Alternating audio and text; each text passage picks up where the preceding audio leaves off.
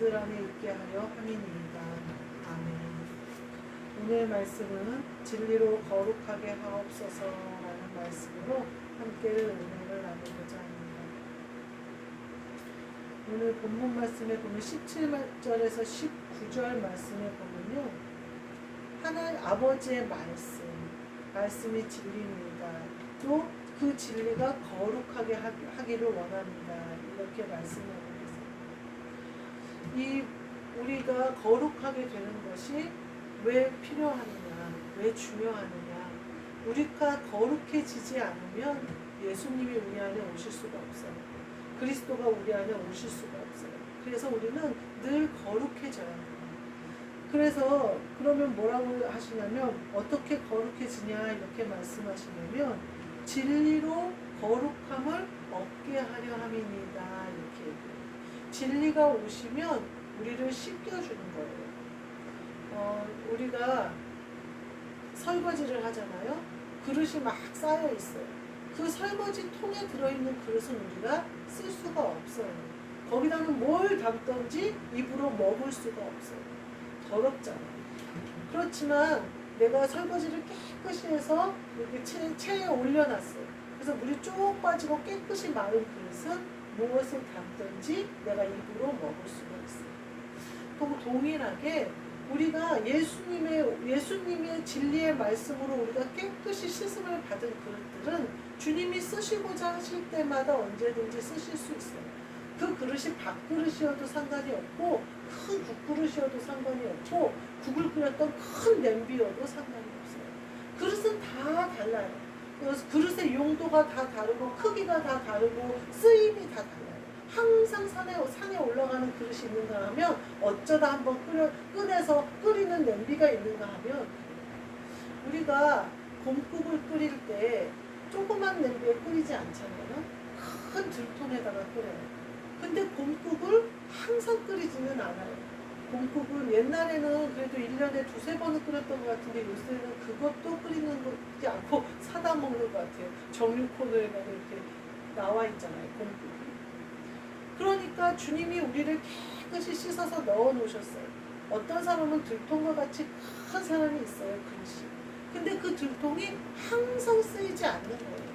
그러면 우리는 어떻게 생각하냐면, 저 사람은 주님이 쓰지 않는 사람인가? 라고 생각을 해요. 아니요. 적재적소에 하나님이 딱 필요할 때 그 사람을 쓰세요. 그 사람이 우리보다 훨씬 그릇이 크기 때문에 주님이 그때를 위하여 예비해 놓으셨을 거예요. 그것이 사도 바울이 이방인들을 위하여 택하심을 받은 것과 같아요. 처음에 예수님을 핍박하고 스데반 집사가 죽을 때 동참하고 찬성하고 했던 모든 것들이 결국은 사도 바울의 그릇을 넓히고, 또 그 바리새인으로서 교육받았던 모든 것이 그릇을 넓히는 일이 되어져서 마지막에 적재적소에 하나님이 쓰시는 것을 볼 수가 있습니다. 그러니까 우리가 누구는 종지라고 해서 실망할 필요가 없고, 누구는 들통이라고 해서 실망할 필요가 없어요. 문제는 뭐냐면, 내가 깨끗해서 주인이 쓰실 때 쓰실 수 있느냐 하는 거예요. 들통을 깨끗이 씻어놓으면 꺼내서 한번 물에 슉 헹겨서 금방 얹으면 되지만, 밑에 타고 눌러붙은 그 더러운 것을 제거하지 않았다고 생각해보세요. 그러면 급하게 들통을 꺼냈는데 그것을 벗겨내기에 힘이 너무 드니까 새 들통을 사야 되나? 이런 생각이 들잖아요. 우리는 그러니까 중요한 건 뭐냐면, 내 그릇의 크기나 내 그릇의 용도가 아니라 내가 깨끗하느냐 하는 문제예요. 그래서 이 거룩하게 되는 것이 우리에게는 아주 중요해요. 주님이 우리를 택하시고 우리 안에 오시고자 하시는 그것은 우리를 쓰시고자 하심인데, 내가 더러우면 그 쓰임에 쓸 수가 없다는 거예요. 근데 오늘 본문 말씀을 보니까 아버지의 말씀은 진리니이다 이렇게. 예수님이 또 그 빌라도에게 말씀하실 때 빌라도에게 말씀하실 때 진리가 너희를 자유롭게 하리라 이렇게 하셔요. 그러니까 빌라도가 진리가 뭐냐 이렇게 물어요. 오늘 진리를 말씀하세요. 아버지의 말씀이 진리입니다. 또 요한복음 1장에 보면 태초에 말씀이 계시니라 그러면서 예수님이 곧 말씀이심을 선포하고 계세요. 그러니까 예수님이 곧 진리시고 하나님 아버지의 말씀이 곧 예수님이시고 예수님이 곧 하나님의 말씀이신 거예요. 그러니까 예수님이 이 땅에서 오셔서 하신 모든 말씀은 하나님의 말씀이고 그것이 진리이고 또 예수님이 우리 안에 오시는 그것이 말씀이 우리 안에 오시는 것과 동일합니다. 또 예수님이 말씀으로 오셔서 우리 안에 오실 때 우리가 거룩해질 수 있다. 우리는 거룩하지 않지만 주님이 담기면 거룩해지는 거예요. 그릇으로 있을 때는 그냥 그릇이잖아요. 근데 그게 뭐가 들어가야 국그릇이 국이 들어가야 국그릇 역할을 하는 거고 밥그릇이 밥이 들어가야 밥그릇 역할을 하는 거잖아요. 들통이 아무리 새 거로 반짝반짝 닦아놨어도 우족이 들어가야 곰탕을 고우는 거거든요. 뭐가 들어가야 그릇의 일을 하는 거예요. 우리가 거룩하게 씻김 받은 이유는 주님이 우리 안에 들어오시기 위함입니다. 그러니까 우리가 그분을 모시고 그분과 함께 할 때 거룩함이 이루어져요. 말씀이 나와 함께 할 때 거룩함이 이루어져요. 그 말씀이 진리고 그분이 바로 예수님이에요. 그래서 예수님이 진리가 너희를 자유케 하리라 하신 거예요. 누가 자유롭게 하실 수 있었냐면 예수님 본인만이 우리에게 죄의 결박을 끊고 자유를 주실 수 있기 때문입니다. 그래서 죄에게 져서 다시는 죄에게 종노릇하지 않고 죄에게 지지 않고 자유를 누리게. 그래서 죄의 종노릇해서 휘둘리는 것이 아니라 주님과 함께 자유를 누리는 자로 바꿔주신 거예요. 종의 자리에서 주인의 자리로 바꾸신 거예요. 이것이 주님이 우리 안에 오시는 목적이에요. 그리고 그 목적을 이루시기 위하셔서 말씀으로 우리를 먼저 거룩하게 하십니다. 그 뒤에 20절, 21절, 22절에 보면요. 믿는 사람들도 위함인데 그들의 말로 말미암아 나를 믿는 사람들도 위함이니 이렇게 표현하는 것입니다. 이것이 얼마나 큰 은혜인지 몰라요. 이 말씀 때문에 요한복음을 썼던 예수님 3년 공생에 계셨던 그때들, 요한복음을 썼던 그때들, 예수님 부활하시고 사도행전으로 사도들이 부흥하고 성령 세례를 받고 했던 그때들, 지금이든 동일하게 믿음으로 말미암아 얻을 수 있는 것이 주님과 함께 하는 거라는 거예요. 그러면서 21절에 뭐라고 하시냐면 아버지께서 예수님 안에 예수님이 아버지 안에 있는 것 같이 그들도 우리 안에서 하나가 되게 하려 하십니다. 이렇게 얘기해요. 우리 안에 있게 하사 22절에 보니까 그들도 하나가 되게 하려 함이니이다. 이렇게 얘기해요. 어떤 말씀이시냐면요. 하나님 아버지가 예수 그리스도와 동일하시잖아요. 그래서 같은 말씀으로 역사하시고 하나님 아버지가 하시는 말씀을 예수님이 여기서 대언하신 거잖아요. 그래서 예수님이 뭐라고 표현하셨냐면 하나님의 뜻이 아닌 것은 내가 말하지 않고 행하지 않는다 이렇게 말씀하셨어요.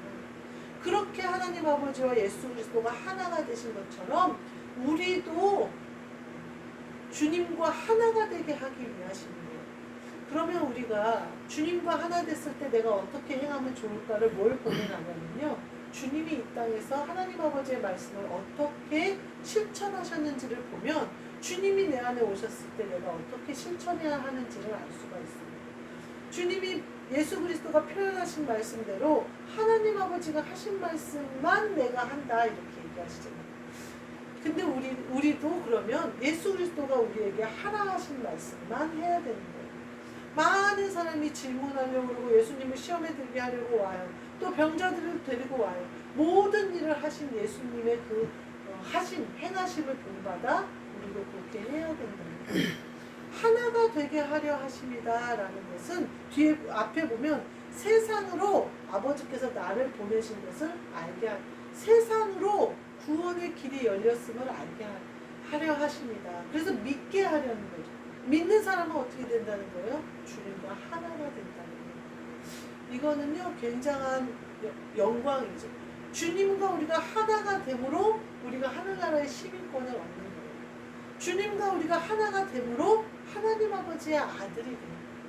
주님과 우리가 하나가 됨으로 영영 수월로 떨어져 죽을 우리가 천국에 가서 영원히 왕노릇할 수 있는 자리로 바뀌는 거예요. 이거는 종이 주인이 되는 거고요. 종이 아들이 되는 것과 같아요. 그런 이 은혜는 주님이 우리에게 간절히 원하시는 바람입니다. 우리가 그렇게 아들이 되는 거예요. 근데 그것이 되려면 이제 우리 안에 주님이 오시고 또 주님과 아버지가 하나이었던 것처럼 우리와 주님이 하나가 되어야 된다는 거예요. 세상 사람들은요, 교회 다니는 사람들을 되게 안타까워해요. 왜냐하면 주일날 쉬어야 되고 또 놀러도 가야 되고 등산도 가야 되고 그러는데 그렇게 교회에 가는 게 안타깝다는 거예요. 또 돈이 생기면 친구들하고 외식도 해야 되고 친구들하고 놀기도 해야 되고 이래야 되는데 교회에다 헌금하는 게 안타깝다는 거예요. 그들은 주님과 하나 되는 영광을 알지를 못하기 때문에. 그러니까 기쁨이 고작 돈에 있고 기쁨이 고작 사람들과 보내는 시간에 있다는 거예요. 그들은 비밀을 알 수가 없어요. 우리가 누리는 이 놀라운 비밀을 알 수가 없어요. 예배 드리는 것을 우리가 왜 기뻐할까요? 이 시간 가운데 주님과 함께하기 때문에. 그것을 세상의 어떠한 시간과 비교하겠어요. 저는 사실 주일 예배를 굉장히 기다려요. 내가 세상 가운데 일주일 살아요. 그 세상 가운데 살지만 주님과 동행하며 살아요. 근데 주일은요, 천국 문이 활짝 열리는 날이에요. 부족한 사람이 와도, 죄 지은 사람이 와도, 일주일 동안 주님을 잊어버리고 살았던 사람이 와도 주님이 동일하게 은혜를 주시는 날이에요. 안식일이에요. 하나님 아버지가 안식하신 날이에요. 기쁨으로 문을 활짝 열고 모두가 들어와서 안식하도록 허락하신 날이에요. 그 교회에 와서 예배만 드리면 내가 일주일 동안 주님을 잊어버리고 살았을지라도 다시 회복시켜 주시는 역사가 일어나고요. 내가 영이 죽어 있어서 세상에서 방탕하게 살았을지라도 다시 회개함으로 돌이키심을 받을 수 있는 은혜가 임하고요. 경건한 자들은 더욱 경건의 비밀을 깨닫는 역사가 이 예배 가운데 있습니다. 또 말씀의 보화를 캐낼 수 있는 비밀도 그 능력도 그것도 이 예배 시간에 있는 거예요. 주님이 특히 주일 예배 때는 활짝 문을 여시고 하나님 아버지가 마음껏 쏟아부으세요. 축복을. 그러니 그 자리에 와서 그 축복을 앉아만 있으면 홀딱 다 젖을 수 있는데 그것을 어떻게 감히 세상 친구들과 지내는 시간에 비교하겠어요. 제가 예전에 어떤 집사님이 딸이 대학을 갔어요. 20살이 됐어요. 그랬더니 교회를 안 간다는 거예요. 그래서 너무나 안타까워서 맨날 딸하고 싸우는 거예요. 그래서 전쟁이에요, 일요일날. 그러면서 이제 남자 집사님하고 딸하고 맨날 싸우니까 여자 집사님이 나한테 너무 힘들다는 거예요. 막 그 전쟁이 언제 터질지 모르는 것처럼 불안하대요. 그러면서 딸한테 딸이 일요일날은 주일날은 늦잠을 자는 거예요. 그래서 가서 주보를 갖고 오라고 그러는 거예요. 무조건 교회 간 걸 증명하라는 거예요. 그리고 딸은 또 막 반항을 하고 막 그렇게 가서 앉아있는 의미가 뭐가 있냐고 그러고 아주 다시는 교회 안 갈 거라고 자기 독립하면 안 갈 거라고 그러고 막 난리가 나요. 그래서 제가 물어봤어요, 남자 집사님한테. 그랬더니 뭐라고 하냐면요, 축복받는 자리에 가서 앉아만 있어도 젖지 않겠냐. 그래서 본인이 그렇게 딸한테 원하는 거다 이렇게 하더라고요. 근데 만약에 그 아이가 교회에 가서 앉아있어요. 근데 주님을 맞이할 심령에 내 마음의 문을 열지 않으면요, 주님은 못 오세요. 주님은 문 밖에 서서 문을 두드리시는 것이지 내 대문을 억지로 마음대로 열고 들어오시지 않으세요. 그러면 우리가 그 집사님 말대로 딸이 자신이 협박을 하고 때리고 막 이래가지고 교회에 보내서 앉아있다고 해서 그 아이가 은혜, 축복은 쏟아져요. 예배 가운데 축복은 쏟아져요. 그 집사님은 거기까지는 아는 거예요. 쏟아지지만 그 아이에게는 단 한 방울도 들어가지 않아요. 왜냐하면 그 아이는 아멘을 하면 그 어떠한 마음도 돼 있지 않잖아요. 아주 싫어서 당장 도망가고 싶고 오히려 입으로 저주하거나 나쁜 말을 뱉을까봐 제가 조마조마하더라고요. 그 아이랑 말을 하는데. 근데 다행히 그러지는 않더라고요. 아빠에 대한 불만이 있을 뿐이지 교회나 하나님에 대한 불만은 없어요. 그러면서 얘기를 하더라고요. 그러니 그런 사람은 절대 은혜를 받을 수 없어요. 차라리 세상 가운데 있더라도 하나님이 세상 어디에가 항상 내 옆에 계심을 느끼는 것이 훨씬 그 아이에게 임재 예배를 드리는 거예요. 예배는요, 교회 와서 앉아있으면 드리는 게 아니에요. 내가 마음을 활짝 열고 기쁨으로 영접할 때 이루어집니다. 주님은 교회 가운데 예배 가운데 계셔요. 우리와 함께 계시고 근데 주님이 뭘로 오셔요? 영으로 오셔요. 사람처럼 이렇게 보이게 앉아 계시는 게 아니에요.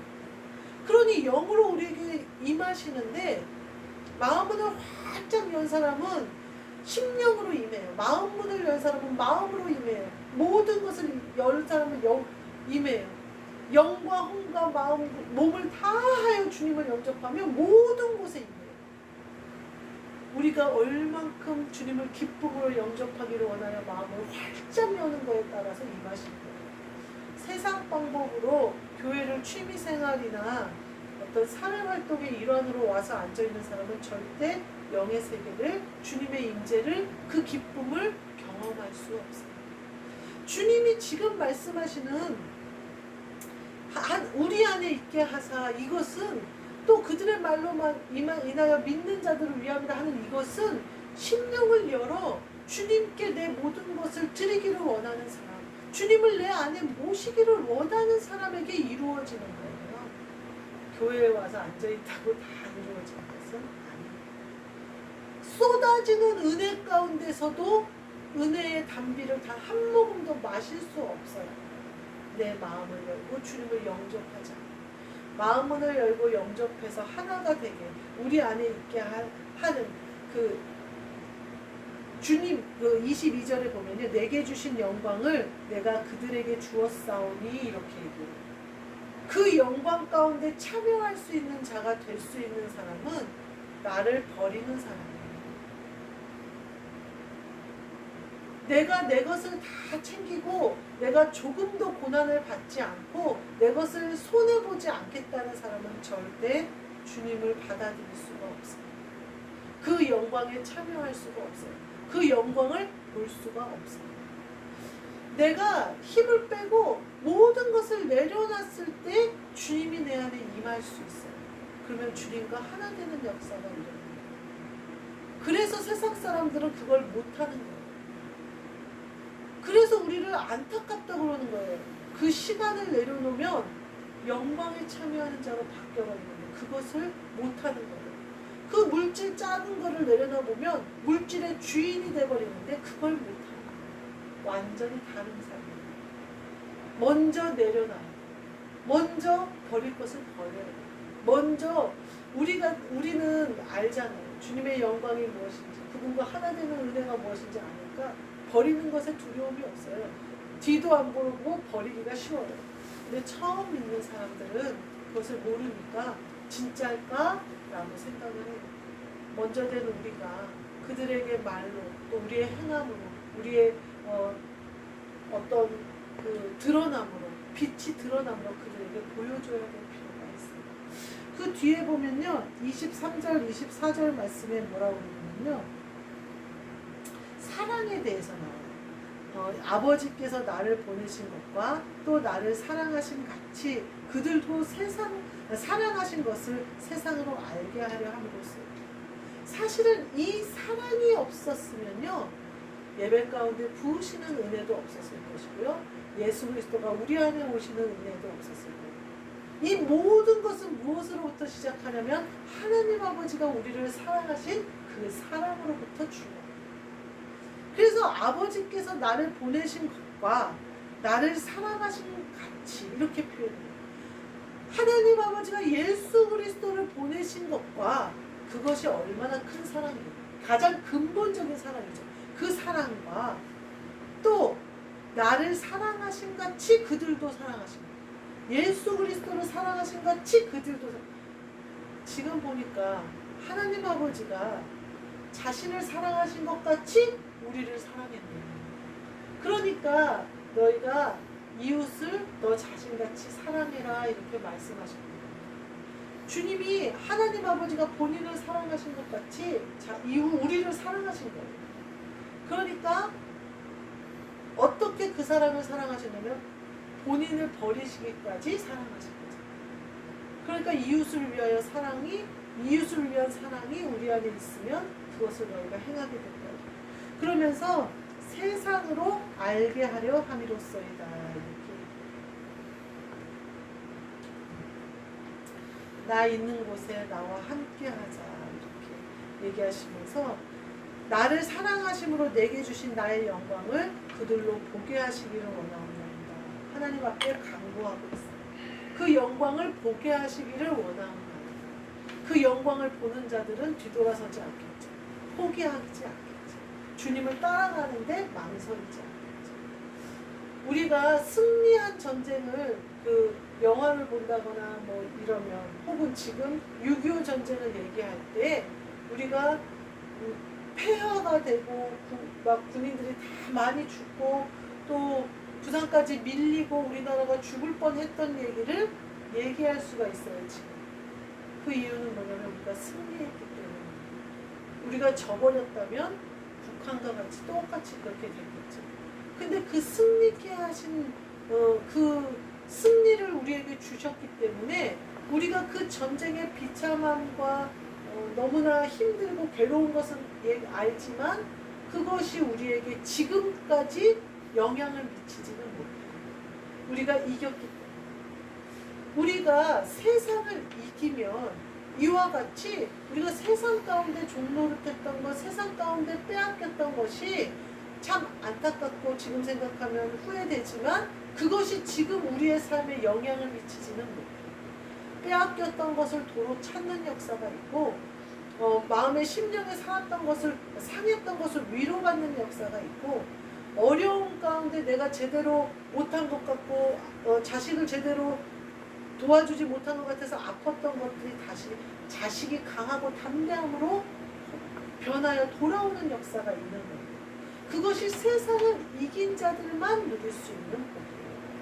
그런데 우리가 거기에 져버리면요, 주님이 나를 사랑하신 그 사랑이 내 안에 임할 수 없어요. 오늘 본문 말씀에 세상이 바뀌어서 내가 하늘나라의 소속이 된 것으로 지금 얘기하니까 내가 하늘나라의 시민권을 가진 사람으로 당당하게 말할 수 있지만 세상에 져버리면 그 고난이 아직도 세상의 종노릇하는 것이 아직도 내게 영향을 미쳐요. 우리가 이길 수 있는 것은 주님 안에 주님을 모셨기 때문에 세상을 이길 수 있잖아요. 이렇게 이긴 자들은요, 그때 세상 가운데 있었을 때 우리가 했던 어리석은 행동이 참 그랬었지 라고는 얘기하지만 지금 우리의 삶에 영향을 미치지는 못해요. 우리의 인생을 쭉 살펴보면요, 사실은 후회되는 일들이 참 많이 있어요. 또 그때 그렇게 하지 않았더라면 주님의 뜻이 더 확고히 섰을 텐데 내가 왜 참 어리석었다 라고 그렇게 생각되는 부분들이 있어요. 또 어느 부분은 내가 참 십자가를 지고 갈 때 힘들었었지, 정말 죽을 것 같았지, 지금 지라 그러면 못 질 것 같다 이런 생각이 들 때가 있어요. 우리가 지금 그렇게 말할 수 있는 이유는 뭘까요? 우리가 십자가를 지고 이겼기 때문에, 부활했기 때문에. 우리가 만약에 그 십자가에 깔려 죽었더라면 그렇지 못했을 거예요. 만약에 우리가 십자가를 이기지 못하고 부활에 참여하지 못했더라면 지금도 그 상황일 거예요. 근데 여러분들이, 많은 사람들이 착각하는 게 있어요. 내가 그 십자가를 버려버릴 때가 있어요. 버려버린 사람들이 있어요. 그러면요, 세상에서는 형통한 듯 보여요. 고난이 없는 듯 보여요. 그 십자가를 버려버렸기 때문에 살만해요. 그거 축복이 아니에요. 십자가를 이겨서 부활에 참여하는 자가 승리한 자지, 십자가를 버린 사람은 이긴 사람이 아니에요. 세상에서 그럭저럭 살만한 걸로 보일지라도 그거는 거짓이에요. 세상에서 그닥 축복받지 못하고 누구에게 자랑할 것이 없을지라도 십자가를 이기고 부활에 참여해서 내 영이 그리스도와 한영된 사람은 승리합니다. 그 사람의 평안과 그 사람의 기쁨과 그 사람의 감사는 빼앗아갈 사람이 없어요. 세상에서 좀 부족한 것 같으나 온전한 승리는 영에 있다는 거예요. 십자가를 끝까지 지고 그 위에서 죽은 사람, 그래서 주님의 영광에, 부활의 영광에 참여한 사람은 세상의 눈으로 보지 않아야 돼요. 세상의 잣대로 가늠하면 안 돼요. 그렇게 따지면 십자가를 버려버리고 자기 혼자 후를 세상 가운데 사는 사람이 더 잘 사는 걸로 볼 수가 있어요. 착각하면 안 돼요. 교회 안에서 이런 일로 비난하는 사람들이 있어요. 하나님, 네가 십자가를 잘 졌었으면, 그러면서 자신들이 십자가를 버린 것을 자랑 삼아 말하는 사람들이 있어요. 이것은 복음을 흐트리는 거예요. 십자가를 지고 주님의 뒤를 따르는 사람들을 힘 빠지게 하는 일이에요. 그것은 거짓이에요. 속으면 안 돼요. 우리의 영광은요, 십자가를 잘 지고 주님을 따라갈 때 오는 거예요. 우리가 부활의 영광에 참여할 수 있는 그 은혜는요, 우리가 십자가를 지고 그 십자가에 나를 다를 때, 내가 달려 죽을 때, 그때 드러나요. 여기 계신 모든 분들은 그 십자가를 이미 다 승리로 이기신 분들이 까닭에 제가 말씀드립니다.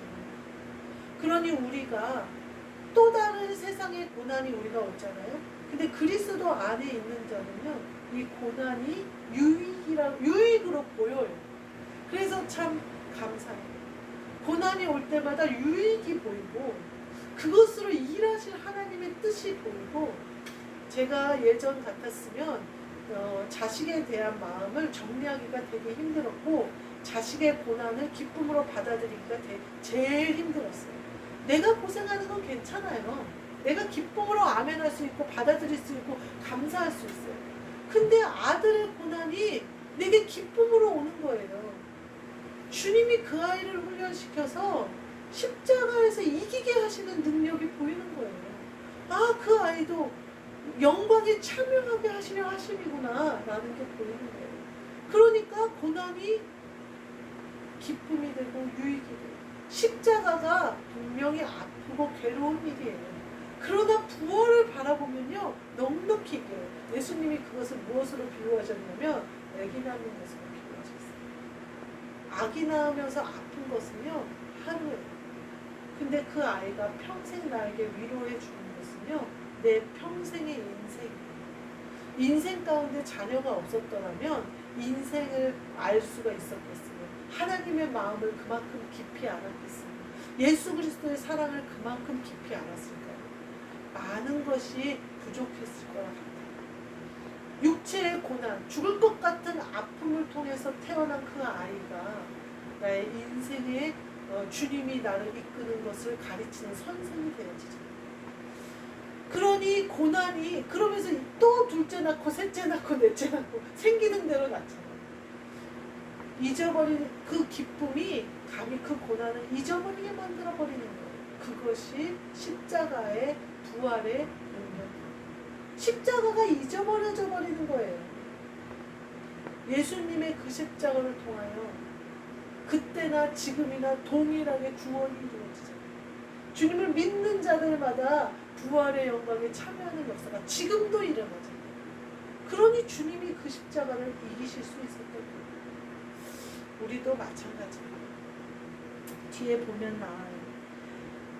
그들 안에 있게 하사 세상이 아버지를 알지 못하여도 나는 아버지를 알았사오고 그들도 아버지께서 나를 보내신 줄을 알았사오니 이제 세상이 아버지를 알게 된다는 거예요. 내가 아버지의 이름을 그들에게 알게 하였고 또 알게 하리니 이는 나를 사랑하신 사랑이 그들 안에 있고 나도 그들 안에 있게 하려 하시 완성시키려 하시리라.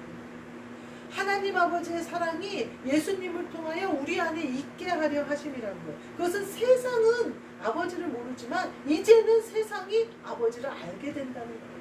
우리가 그전에는 예수 그리스도를 모시고 살 수 없었지만 세상에 이리저리 휘둘렸지만 이제는 예수 그리스도로 말미암아 세상에서 예수 그리스도와 아버지를 증거하게 된다는 거예요. 그 사랑이 우리 안에 항상 있게 된다는 거예요. 우리가 이 영광을 바라보고 주님이 주신 그것을 참여하며 말씀으로 우리 안에 오시는 예수 그리스도와 늘 함께 하셔서 세상의 것들 속지 마시고 하늘의 것을 바라보고 십자가를 이기는 것이 얼마나 큰 부활의 영광에 참여하게 하심을 알아서 우리가 모두 승리하시고 주님이 내 안에 항상 거하심으로 항상 이기는, 그리고 그분으로 말미암아 아름다운 천국의 삶을 누리는 기쁨과 감사 가운데 거하시는 저와 여러분이 되시기를 주님의 이름으로 축복합니다. 아멘. 기도하겠습니다. 하나님 감사합니다. 우리에게 예수 그리스도를 보내주옵시고 또한 예수 그리스도의 간절한 기도로 말미암아 하나님 아버지의 사랑이 우리 안에 있게 하시니 감사합니다. 주님과 하나님 아버지가 하나이신 것처럼 주님과 내가 하나 되게 하시니 감사합니다. 그 능력과 그 은혜와 그 사랑으로 말미암아 우리가 이 땅에 살지만 하늘나라에 사는 것과 같은 영광을 누리며 고난을 바라보는 우리의 시선이 유익으로 바뀌게 하시며 십자가를 이기신 승리자의 부활을 바라보게 하사 세상 사람들 가운데 그 말씀을 전함으로 그들도 흑암에서 빛으로 옮겨지는 역사가 있게 하여 주옵소서. 하나님 아버지의 마음을 우리 마음에 주사 그 마음의 계획대로 우리가 행하게 하사 주님의 뜻을 이루게 하여 주옵소서. 예수 그리스도의 이름으로 기도하옵나이다. 아멘. 주 예수 그리스도의 은혜와 하나님 아버지의 사랑과 성령님의 교통하심이 거룩하게 되어 그리스도 예수의 종들로 새롭게 태어난 우리 모두에게 그리고 이 은혜가 함께 임할 모든 사람들에게 영원까지 함께 있을지어다. 아멘.